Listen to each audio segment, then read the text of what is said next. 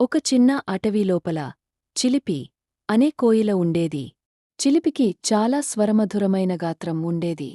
ప్రతి ఉదయం పక్షులందరూ కలిసి కిలకిల నవ్వుతూ చెట్లపై కూసే పాటలతో అడవి అంతా గానామయమై ఉండేది. అయితే చిలిపి మాత్రం చాలా అమాయకం, చిన్నదానైనా అందరికీ స్నేహితురాలు. ఒకరోజు అడవిలో పెద్ద పండుగ ఏర్పాటయింది. అందరూ తమ ప్రత్యేకమైన ప్రతిభను చూపించాలి అని నిర్ణయించారు. కోతి సర్కస్ ప్రదర్శించింది, కుందేలు పరుగుపందెంలో విజయం సాధించింది, పులి సింహాసనం ఎక్కి గర్జన చేసింది.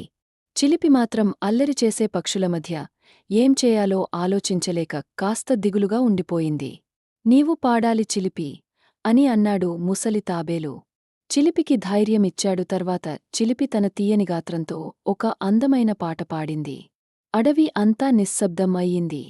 ప్రతి ఒక్కరూ మంత్రముగ్ధులై చిలిపిని ప్రశంసించారు.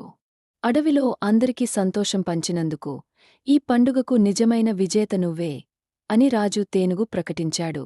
ఆ రోజునుంచి చిలిపి తన పాటలతో అడవికి మరింత ఆనందం తెచ్చింది.